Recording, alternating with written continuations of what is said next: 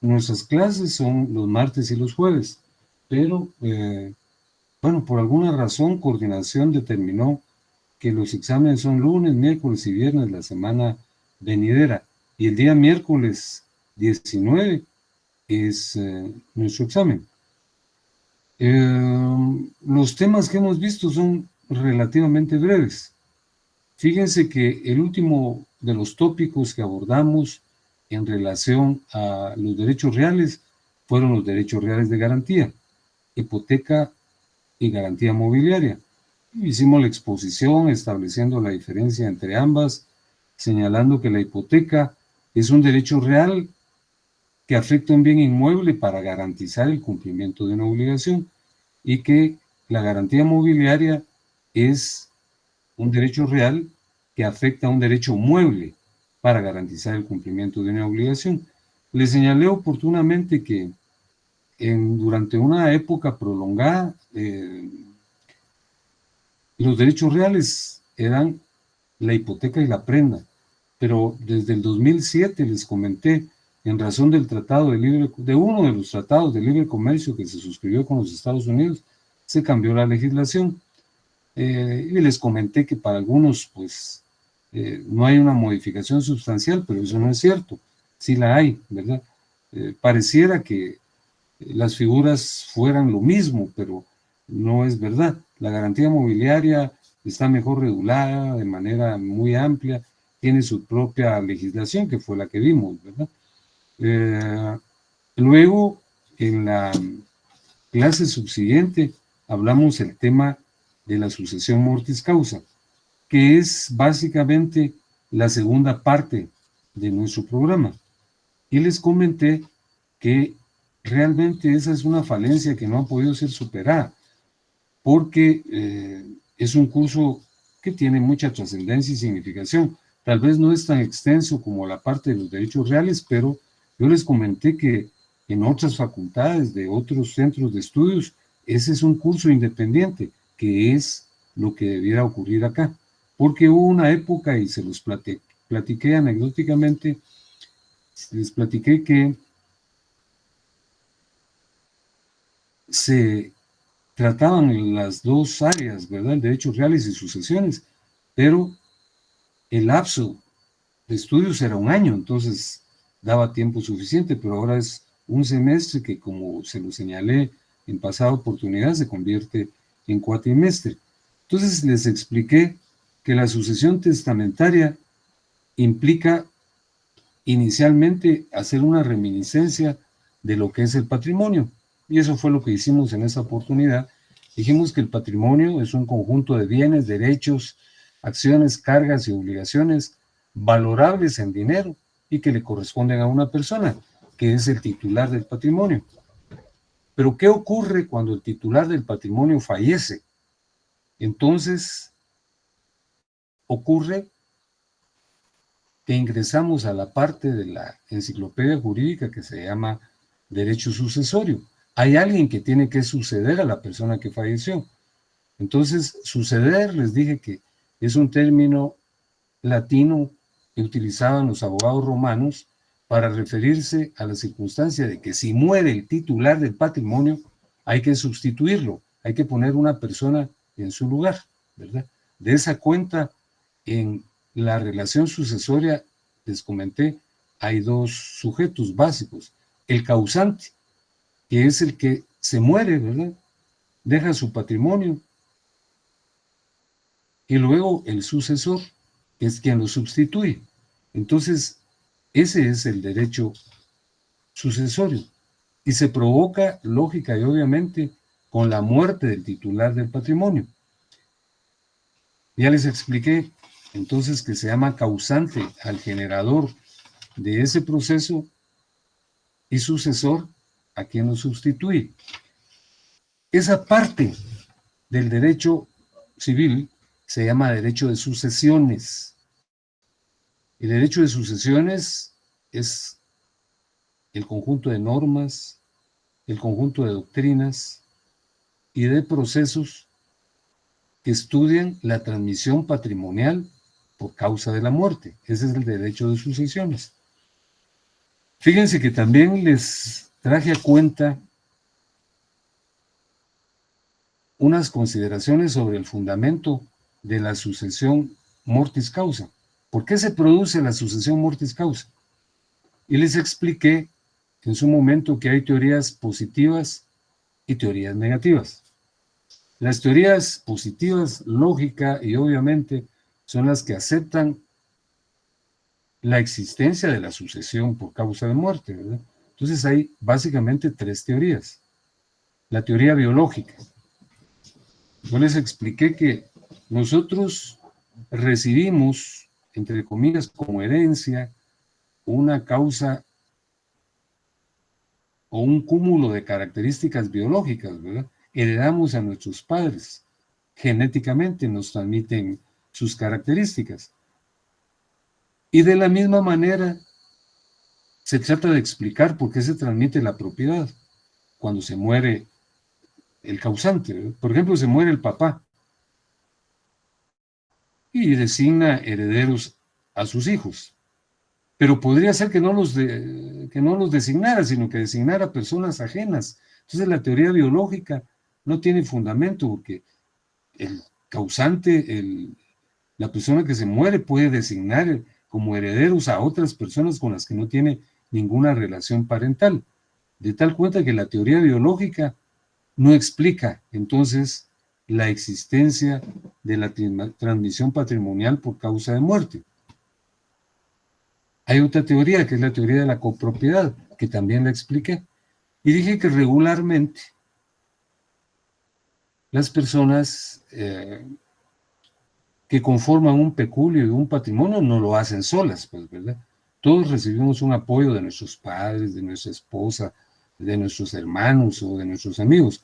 Entonces, se consigna en esta tesis que el patrimonio se conforma por el concurso de una persona con el apoyo de toda una colectividad familiar. Entonces todos son copropietarios y por esa razón cuando se muere el titular es menester que lo sucedan sus familiares. Pero el argumento para rebatir esta posición es el mismo que yo les expuse hace unos minutos. No es cierto que los herederos, los sucesores sean necesariamente parientes del causante, ¿no? Pueden ser personas ajenas. Y finalmente está la teoría de la disposición. Y les traje a cuenta aquel punto que fue motivo de una interrogante en el segundo examen parcial relativo a las facultades dominicales. ¿Cuáles son las facultades del propietario? Gozar, disfrutar y disponer. El derecho de disposición es el fundamento de la sucesión. Una persona puede determinar a quién le deja su patrimonio, ¿no? A sus hijos, a su compadre o a una institución en beneficio de los ancianos o de los niños enfermos, a quien él quiera. Entonces, el fundamento de la sucesión mortis causa es el derecho de disposición que asiste a las personas. Y por otra parte, hay una teoría negativa que niega la sucesión. Esas son las teorías socialistas, las explicamos brevemente. En los países socialistas no existe la propiedad privada, ¿verdad? Sino los modos de producción le pertenecen al Estado. Entonces, como no existe la propiedad privada, no se puede transmitir, ¿verdad?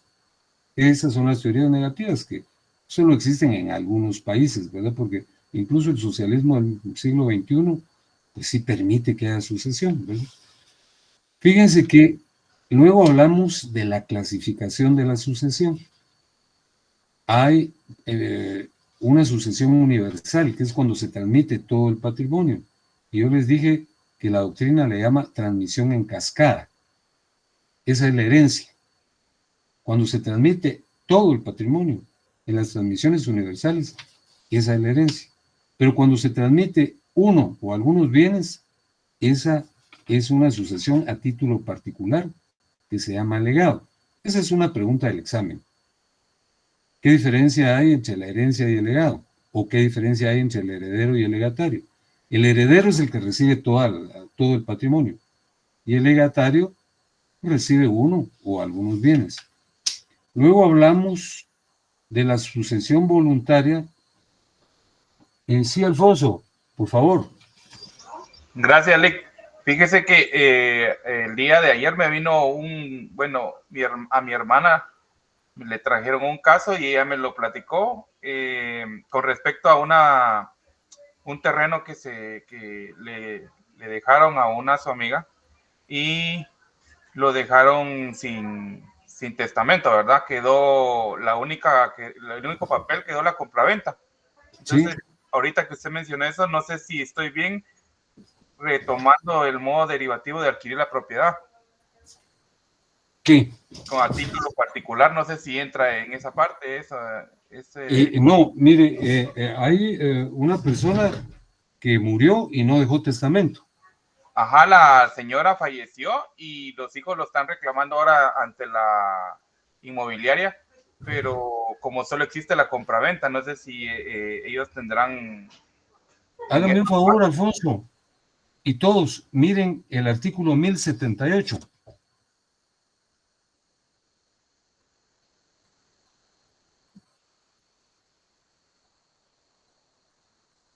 Ya lo tienen a la vista, 1078.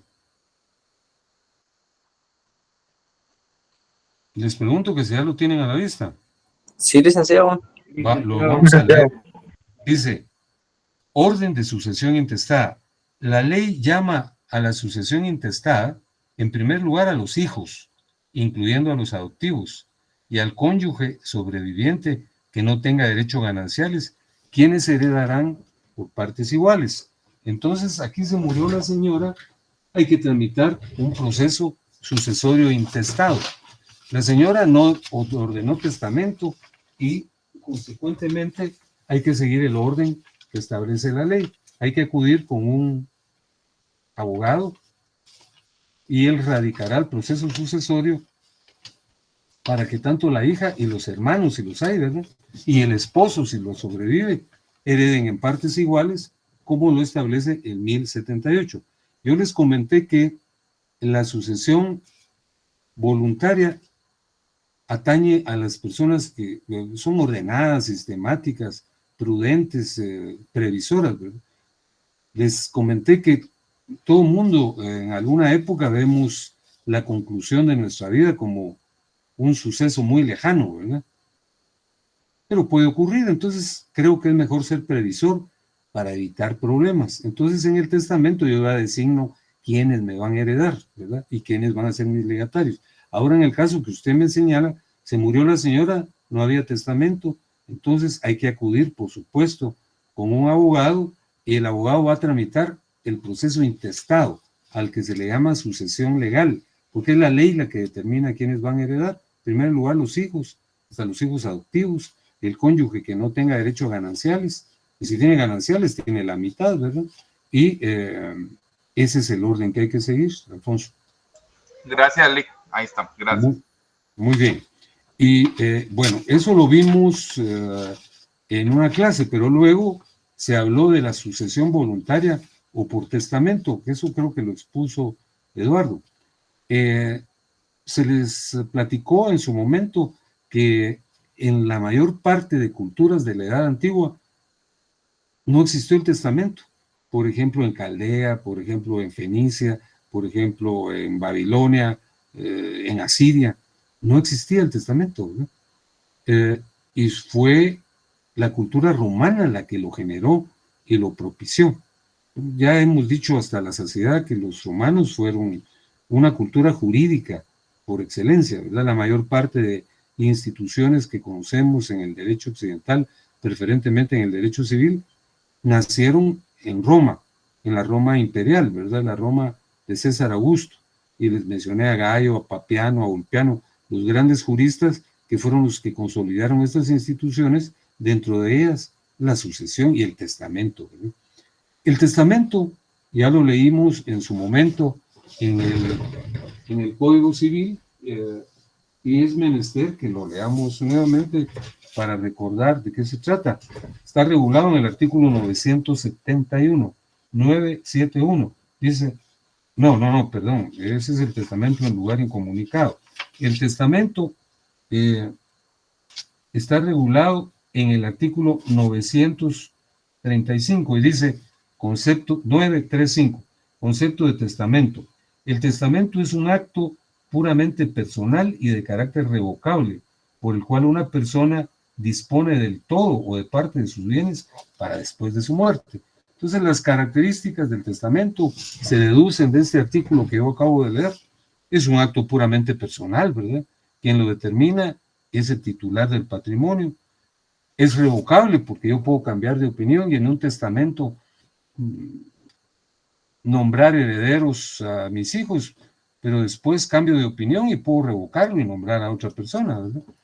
Y el testamento solo produce efectos después de la muerte del causante, ¿verdad? En vida no es posible que se haga esa transmisión. Fíjense que se habló también de la libertad de testar. En razón de la facultad de disposición se puede testar, ¿verdad? Pero también hay limitaciones para la libertad de testar. Por ejemplo, dentro de esas limitaciones está el derecho de asistencia alimenticia para los menores. Por ejemplo, si una persona tiene varios hijos y quiere dejarle su patrimonio a otras personas, claro que lo puede hacer garantizando el derecho de alimento de los de menores.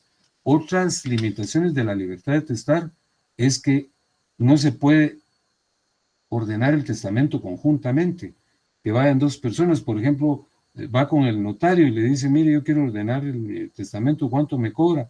Bueno, le voy a cobrar 3,000 quetzales.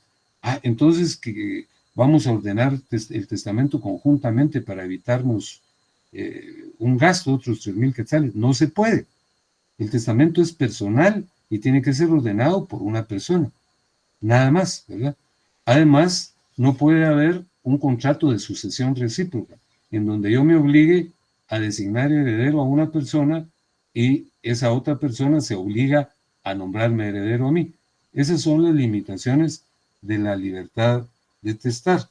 Hablamos también de las incapacidades para testar, ¿verdad? Entonces, se concluyó con la clasificación de los testamentos. Hay testamentos de dos tipos. Los testamentos comunes, que son el abierto y el cerrado, que les fueron explicados en su momento. Y luego tenemos los testamentos especiales, que son varios, ¿verdad? Que se emiten en condiciones muy peculiares, como el testamento del militar, el testamento marítimo, el testamento del lugar incomunicado, el testamento del preso y el testamento otorgado en el extranjero. Entonces, el día de hoy vamos a hablar de un último tópico, ¿verdad? Que es el relativo a la interpretación, a la nulidad y a la anulabilidad del testamento. Ahorita les voy a presentar el temario.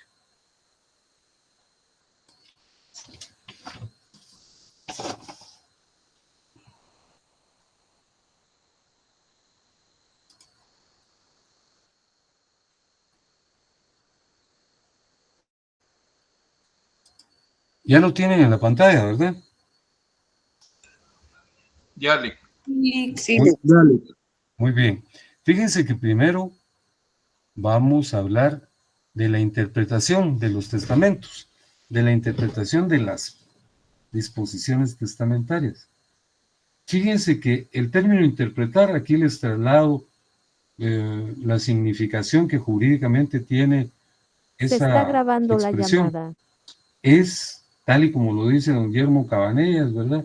Es desentrañar el sentido de una norma, explicar, aclarar el sentido de un precepto. Fíjense que por ahí hay una referencia que se utiliza de manera histriónica, a manera de chiste, ¿verdad? Pero que sí es valedera. Vamos con un médico, con el respeto que me merece esa dignísima profesión, y nos expide una receta y la escribe, y la letra de los médicos es ininteligible, cuesta entenderla, ¿verdad? Pero ese ejemplo también es valedero para los abogados.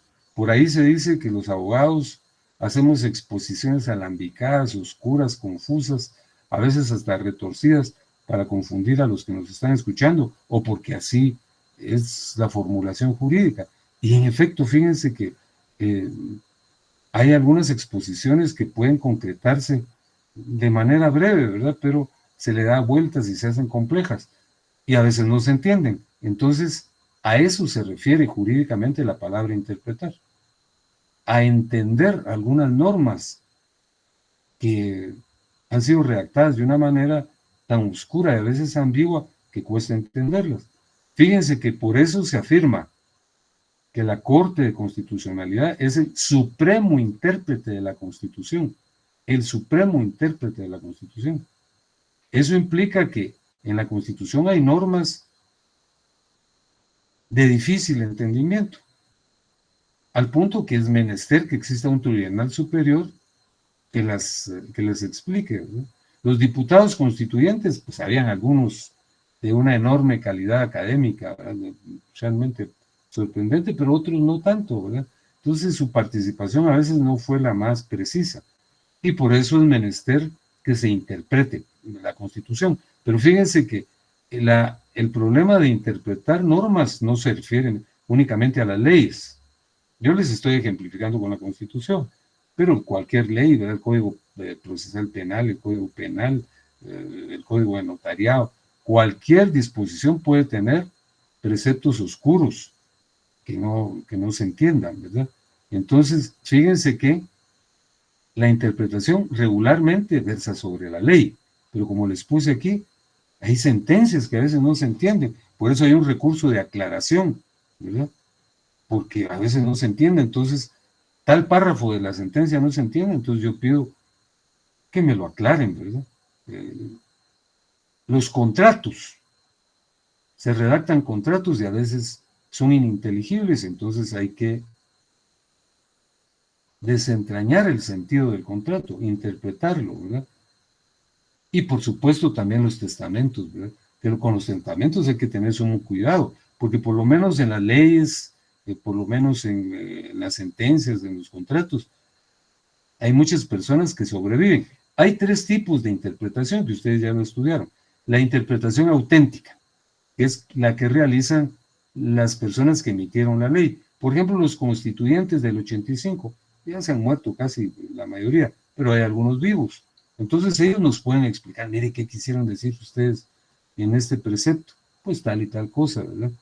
Esa es la interpretación auténtica, la que realizan las personas que emitieron las normas.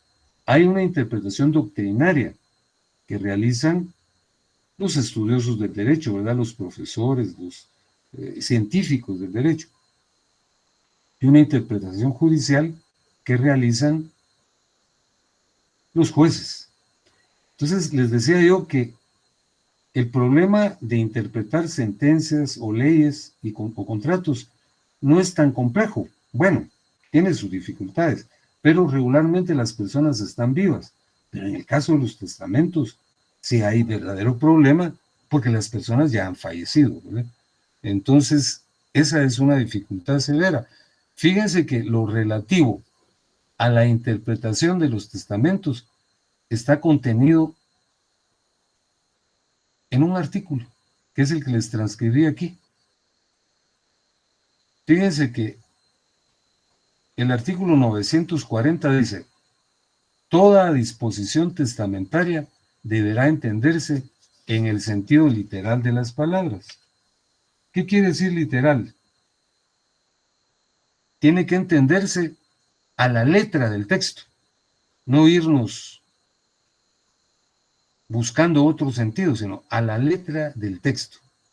Entonces, los testamentos se entienden literalmente, a la letra del texto, a no ser, dice, que aparezca claramente que fue otra la voluntad del testador.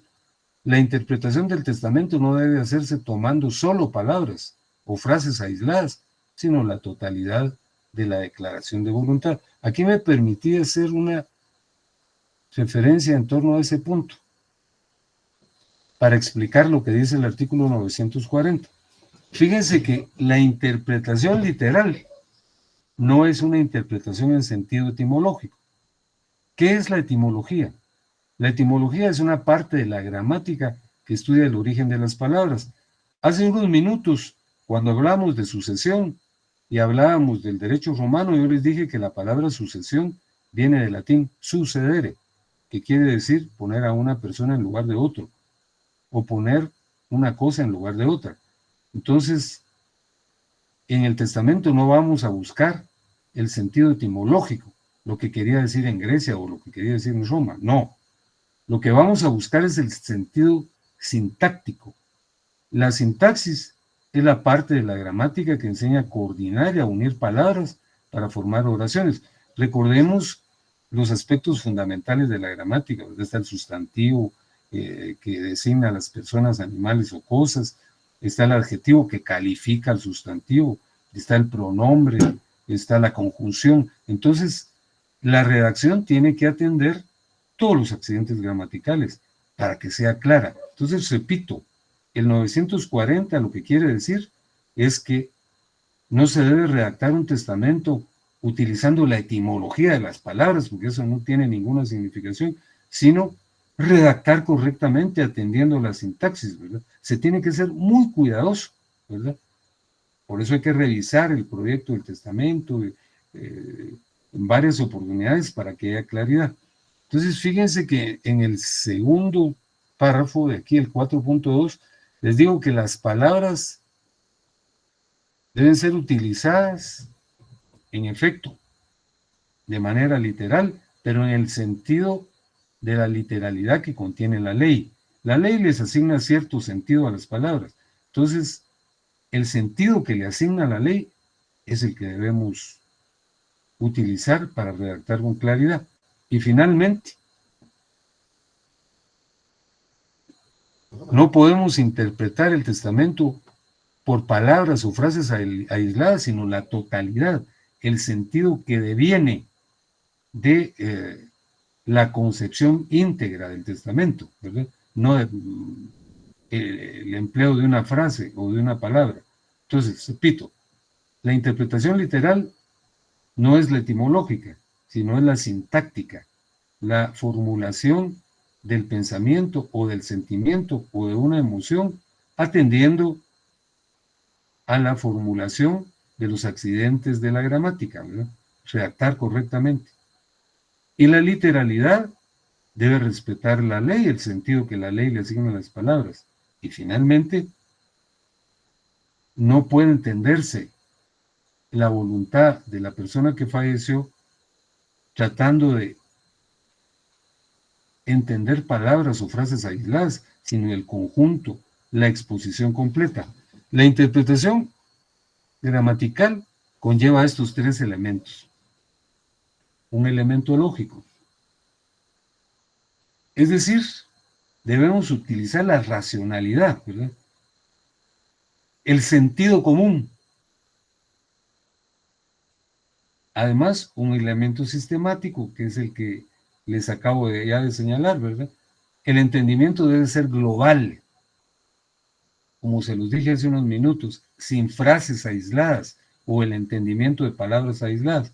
Y finalmente, debe entenderse atendiendo a la teleología. La teleología es la parte de la filosofía que estudia los fines de una persona. Por ejemplo, si una persona dice en el testamento, el propósito de mi vida ha sido tutelar a mi familia, a mis hijos, a mi esposa, a mis nietos, y el objeto de que yo ordene este testamento es la protección de mi familia. Entonces, no podemos entender otra cosa, más que la transmisión de los bienes va a ser con el objeto de proteger a su familia. Esos son los tres elementos que conlleva la interpretación gramatical. El elemento lógico, es decir, la racionalidad, el sentido común. El elemento sistemático, que debe entenderse la totalidad, la integridad del testamento y no parcialmente. Y el elemento teleológico, que es el objetivo del testador. Hablemos ahora de la nulidad y anulabilidad del testamento. Y para dicho efecto, les pido que abran su código a la altura del artículo 977 y 978, por favor.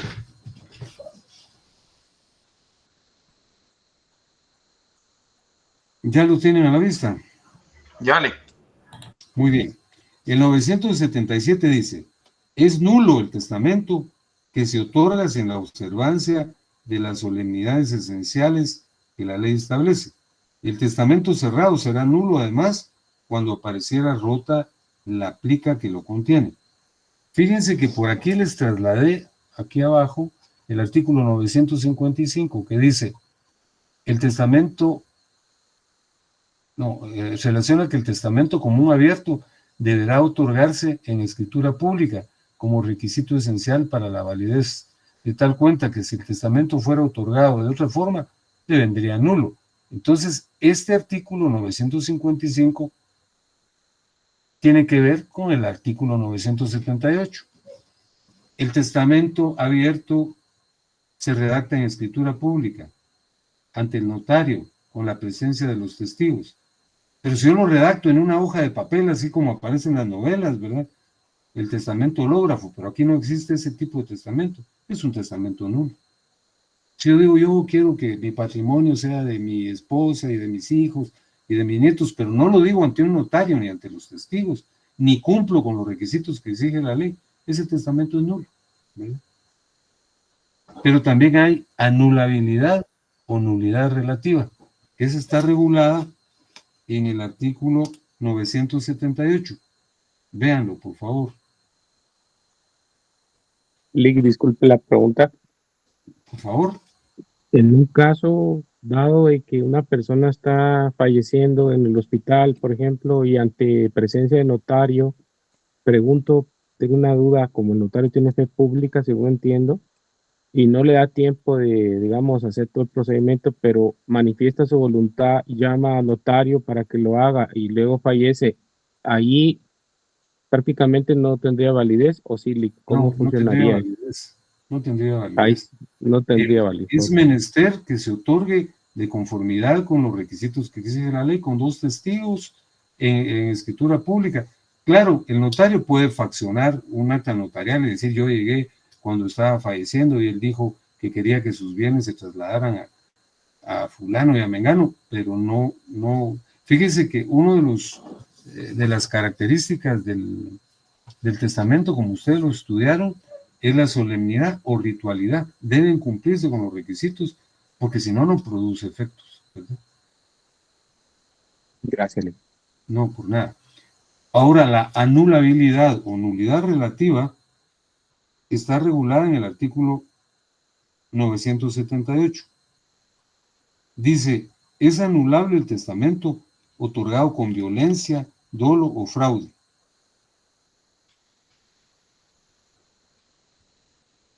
Si yo compelo al testador y al notario y a los testigos para que hagan constar algo que no ocurrió, es decir, yo con uso de violencia, ¿verdad?, armado, o impongo al notario para que redacte el testamento y hago concurrir a 2 testigos y le impongo al testador que emita su pronunciamiento, pues ese es un acto anulable porque puede ser impugnado. Yo no sé si ustedes se acuerdan un caso muy peculiar que cobró algún relieve, ¿verdad? Que ocurrió una situación así, ¿verdad? La persona no obligó con una pistola, pero sí los amenazó que los iba a golpear. Y como ahora hay cámaras en todas partes, lo grabaron, ¿verdad? Entonces se impugnó ese testamento, ¿verdad? Y quedó sin efecto y se inició un proceso penal en contra de esta persona que había amenazado. Ustedes ya recuerdan, porque lo explicamos en su oportunidad, en el curso de Personas y Familia, la diferencia entre nulidad y anulabilidad. La nulidad es una situación severísima. Se refiere a un acto jurídico que no produce ningún efecto. Y yo les traje a cuenta, para ejemplificar, el caso de una señora en estado de gravidez. Está embarazada, pero por alguna circunstancia el producto de la concepción, el feto sin nacer, muere en el interior de la mamá. Entonces, cuando es expulsado del vientre materno, ya nace muerto. Entonces, valga el ejemplo que es un poco tosco, así es la nulidad. Un acto jurídico que nace muerto es porque es violatorio de la ley en todo sentido, pues, ¿verdad? Nace muerto, ¿verdad?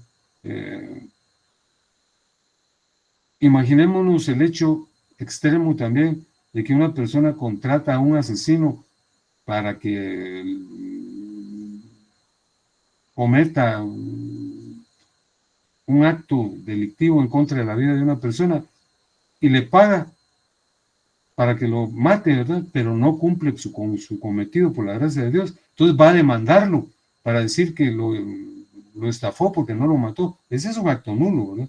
Y quien paga por ese tipo de situaciones, pues obviamente tendrá que ser procesado. Todos los actos nulos son los que no producen ningún efecto. Y aquí el caso del testamento sería nulo porque no cumple con los requisitos de la ley. Ahora, la anulabilidad es aquella que implica una alegación.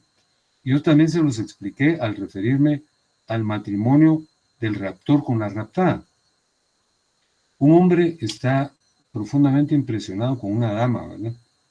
Y la dama no atiende sus peticiones, ¿verdad? Entonces la rapta y se la lleva a un lugar y la obliga a que se case con él. Entonces, cuando la señorita recobra la libertad, impugna, dice: este matrimonio no es valedero, ¿verdad? Porque me obligó, ¿verdad? Pero es menester que ella reclame, porque si en el lapso del rapto ella se encariña con el raptor y no presenta ningún señalamiento, entonces el matrimonio es válido. Entonces lo mismo sería con el testamento. Yo amenazo al testador y le digo: si no me designas heredero, te voy a dar de golpes. Y el testador lo deja pasar y no hace ninguna impugnación, entonces el testamento cobra sus efectos, ¿verdad? Ese es el artículo 978, que es el que yo acabo de señalar. Fíjense que también les quiero hablar, para ir concluyendo, de la revocación del testamento. ¿Qué quiere decir revocar? Revocar quiere decir dejar sin efecto, ¿verdad? Por ejemplo, en una empresa se nombra un gerente, pero el consejo directivo después se arrepiente y deja sin efecto el nombramiento. Eso es revocar. Revocar es una conducta mediante la cual se deja sin efecto una decisión. Es como retractarse, ahí se los pongo, ¿verdad? En el caso del gerente lo nombraron, pero alguien advirtió que no era tan eficiente y que tenía problemas en el trato con el personal. Entonces, la junta directiva deja sin efecto su nombramiento, lo revocó. Lo mismo pasa con el testamento. Yo puedo ordenar mi testamento hoy, que es día martes, y me arrepiento de lo que decidí hoy, y el viernes lo revoco, voy con el notario y le digo: mire, quiero revocar el testamento. Entonces él hace un documento en el cual revoco el testamento que otorgué. Hay 3 tipos de revocatoria: la revocatoria expresa, la revocatoria tácita y la revocatoria presunta. La revocatoria expresa es la que yo les acabo de explicar, ¿verdad? Esa está regulada en el artículo 982. Fíjense que ocurre cuando la persona se retracta, ¿verdad? Yo, a guisa de ejemplo, traía a cuenta una situación exagerada de una persona que era ultrasensible y extremo en su proceder. Estaba casado, pero tenía una situación beligerante con su esposa, ¿verdad? Discutían con frecuencia, ¿sí? Entonces, él venía y ordenaba su testamento cuando estaban de buenas el esposo y la esposa, ¿verdad? Pero apenas tenían un problema, lo revocaba. Luego, cuando ya otra vez congeniaban, ordenaba el testamento en el mismo sentido que la señora era la heredera, y se peleaban, otra vez lo dejaba sin efecto, y decía: no, yo no quiero que ella sea la heredera. Esa es la revocatoria expresa, cuando la persona, el causante, otorga un nuevo testamento y en el mismo indica, expresa y clara y rotundamente que deja sin efecto testamento anterior, ¿verdad? Esto está regulado en el artículo 982, como les acabo de señalar. Dice el 982 lo siguiente: el testamento no puede ser revocado en todo ni en parte, sino con las solemnidades necesarias para testar. Ahora, la revocatoria tácita es cuando yo otorgo, digamos, hoy mi testamento. Hoy es martes. Y el viernes otorgo otro, sin hacer referencia a que ya había otorgado uno antes, y lo cambio todo. Entonces, de manera tácita, estoy revocando el primero. Dice el artículo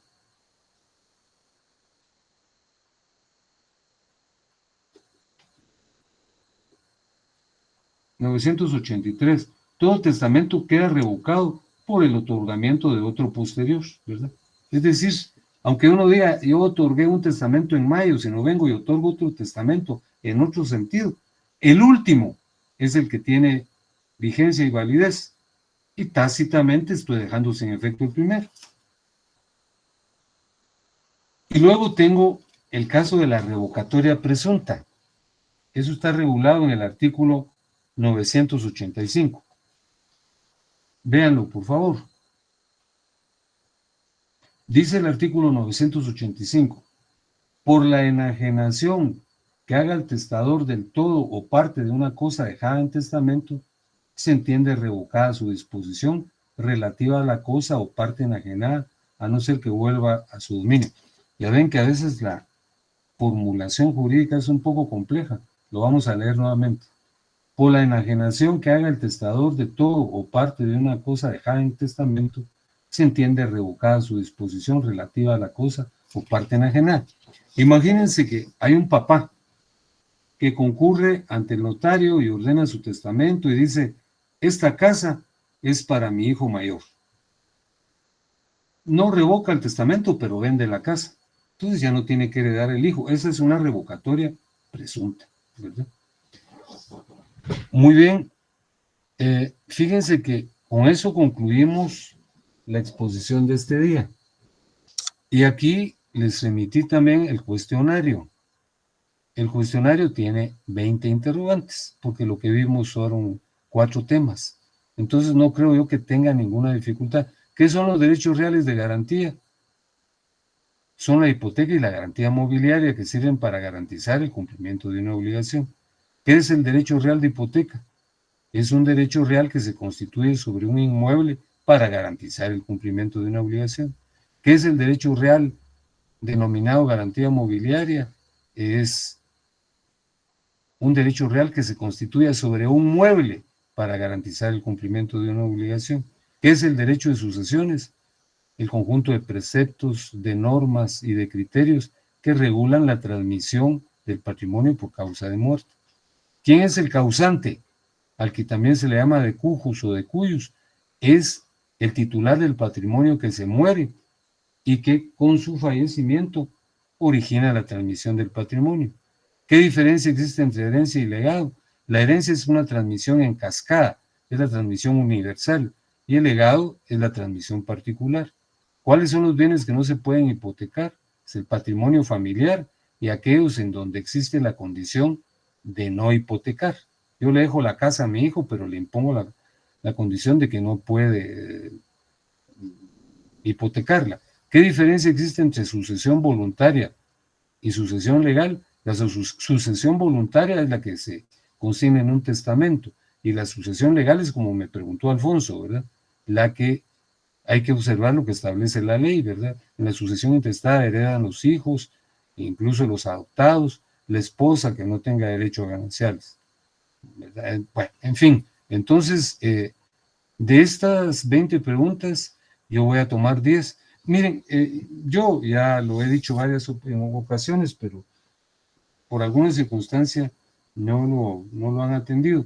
Yo creo que el cuestionario hay que resolverlo personalmente o en un grupo de unas 2 o 3 personas, y si hay una duda lo resuelven entre todos. Al resolverlo, están estudiando. Es decir, que no se los trasladen ya hecho, ya redactado, porque hay muchas de esas respuestas que son incorrectas. Entonces, pierde su objeto un ejercicio como este. Hay que redactarlo personalmente o en conjunto con nuestras personas más allegadas, ¿verdad? Y todos contribuyen a obtener una respuesta eficiente. Bueno, yo espero saludarlos el día miércoles, que es el examen, que es de 7 en adelante. Por ahí me preguntaba alguien que si puede estar un poquito después de las 7, porque tienen su examen en el S2 y por supuesto, porque se cierra la puerta, se cierra, pero se abre si se toca, ¿verdad? Entonces, ahí la vamos a estar esperando. Les deseo lo mejor, que Dios los bendiga y que todo salga bien. Licenciado, una pregunta. Perdone, ¿las notas cuándo van a estar, Lick? Disculpe la molestia.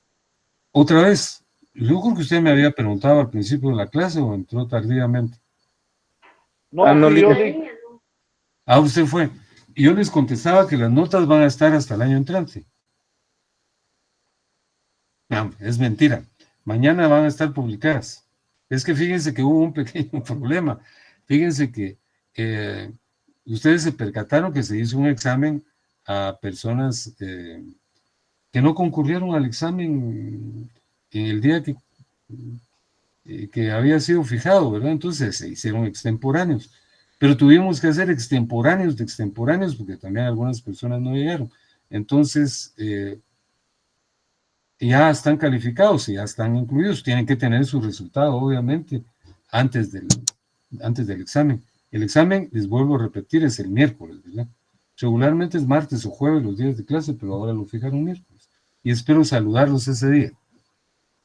Gracias, Lick. Muchas gracias, licenciado. Feliz noche. Por todo, licenciado. Feliz noche, licenciado. Que tengan buena noche. Feliz noche, licenciado. Igualmente.